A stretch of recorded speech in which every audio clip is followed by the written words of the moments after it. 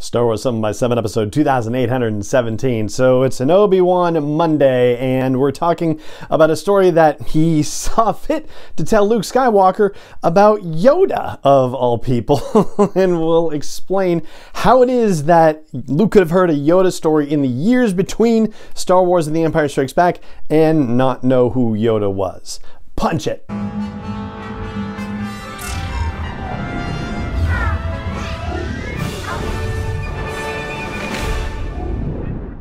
Hey Rebel Rouser, I'm Alan Voivod and this is Star Wars 7x7, your daily dose of Star Wars joy, and thank you so much for joining me for it. So this story is another installment from the Journals of Obi-Wan Kenobi. We've talked about a couple of those over the last couple of Mondays, and this one isn't so much about Obi-Wan as it is about Yoda and a story that Yoda conveyed to Obi-Wan, but there are elements of Obi-Wan's own story in there, including an encounter that he has on Tatooine that's not dated. Like, we don't necessarily know when in the timeline it happens, but I think just by the progress of how the stories have been unfolding, it seems kind of likely that this moment happens prior to the events of the Obi-Wan Kenobi series, but can't really say for sure. But I will say that that particular encounter bears on the events of the Obi-Wan Kenobi series in a very direct way, but we'll get to that in just a moment. I'm going to lay the groundwork here for you really quick. So this Yoda's Secret War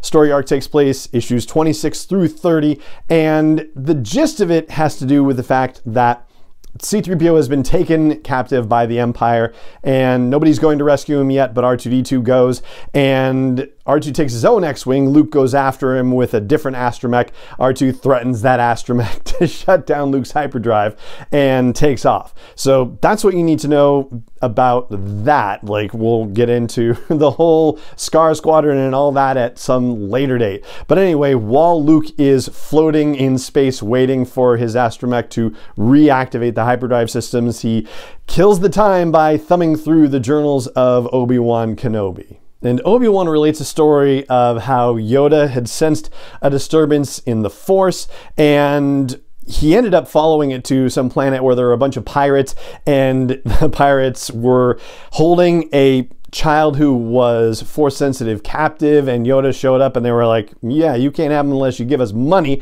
and we'll kill you if you don't. And so Yoda beat a whole room of pirates, and Qui-Gon and Obi-Wan show up to help the kid, or help, Yoda, because Yoda feels a different disturbance in the Force that he has to go investigate. But Obi-Wan is looking at the room full of pirates that Yoda has defeated, and he's like, holy cow, how did he do that? So that's the brief Padawan moment for Obi-Wan that appears in here. And so Yoda goes off to investigate this disturbance he feels, and it's to a system called the Vagadar system, which does not appear on any star charts, and that's usually not a good sign.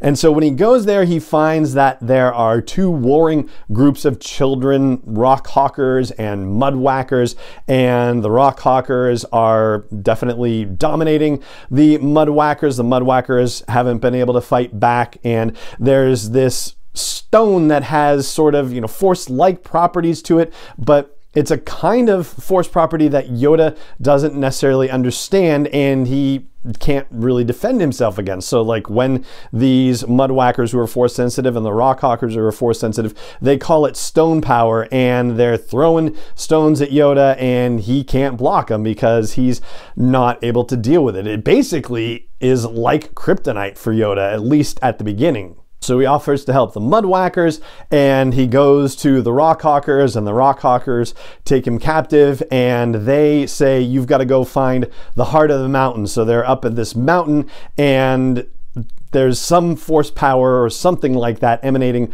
from within the mountain, very strong, and they've sent other people into the caves to go find this heart of the mountain, and no one's ever come out. So there's a whole very sort of Lord of the Rings hobbity thing like that. And while Yoda is in the cave, he encounters this kid Garrow, who is a Rockhawker but was considered cowardly and weak for some reason, and was banished into the cave, sent to search for the heart of the mountain. And Yoda says, you can help me. I will be your student. Please be my master and teach me the ways of stone power so I can learn what to do on this planet.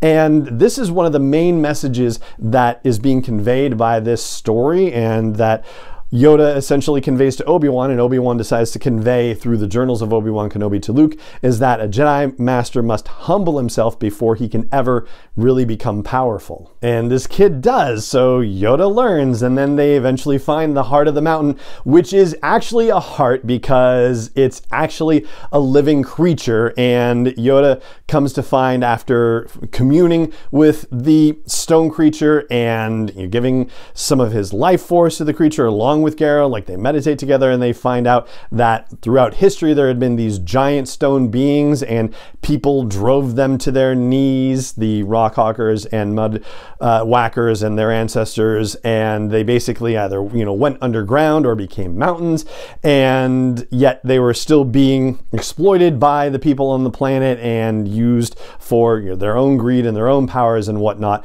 So they managed to wake the last living stone giant, and as a result the giant is like, thank you, and lets them go out of the mountain. And so Yoda and Garrow come back, and the Rockhawkers are like, nobody's ever survived, how did you do it?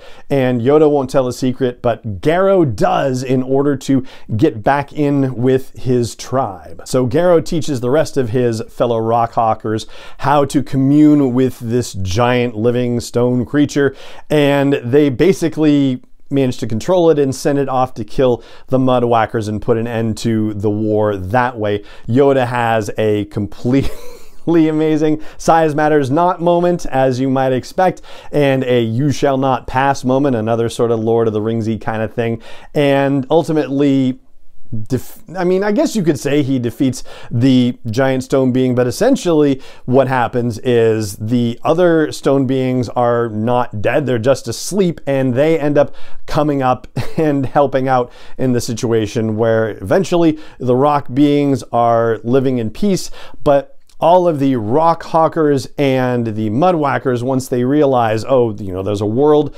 beyond now because Yoda came from the sky, they apparently start, somehow being able to build ships and leaving the world until ultimately at one point Garrow is the only one left. But Garrow at least leaves the planet at some point too, because this is where it bears into the whole Obi-Wan Kenobi thing. So there's a scene in what is sort of the present day, if you will, which I think is about still a year or so prior to the events of the Obi-Wan Kenobi series, where Obi-Wan is in town and there's apparently going to be a duel, some kind of shootout involving Greedo, in fact.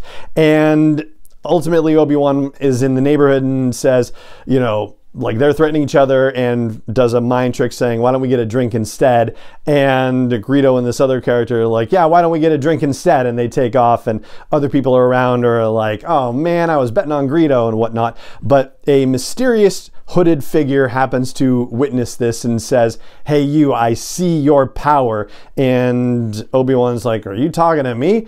And this person's like, yeah, you think your power is going to last forever, but it's not. And I guess, there's an implication that these things fade away, and he pulls off his hood and he has markings on his forehead that are similar to this Garrow character that we meet in the flashback story. And the words of advice he gives to Obi-Wan Kenobi, he says, if this is your mountain, hold fast to it, and whatever you do, never leave the cave. If this is your mountain, hold fast to it and never leave the caves. So, it's kind of funny that we see Obi-Wan in a cave setting in the trailer and also in the photos that were released by Entertainment Weekly as well, especially when we've obviously seen his humble abode in A New Hope and also in other storytelling too. But naturally, that's not what's happening here. Like when this guy, presumably Garrow, says this, it's about his own experience on his planet and about the mountain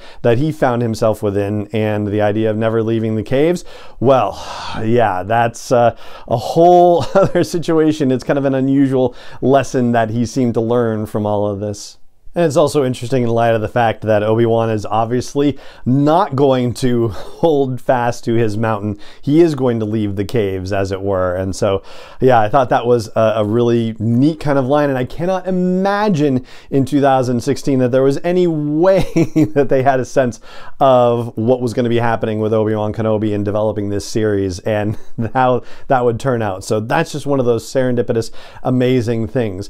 And as we've talked about in the show about the possibility of there being another Force-sensitive person or another, radiating the Force person on Tatooine, not just Obi-Wan Kenobi, that possibly could draw the Inquisitors there. So this particular person, this Garrow, ought not to be it. And the reason why I say that is because Obi-Wan didn't seem to sense Garrow in his presence in the first place. And even though Garrow was saying, like, I can see your light, I can see your power, Obi-Wan couldn't necessarily say the same thing about Garrow, it seems, at least not from Obi-Wan's reaction to things. So this Garrow character, it would be fascinating if this was the person, because Garrow does definitely live beyond the events of A New Hope, but yeah, I don't know. I think there's going to be another solution to that.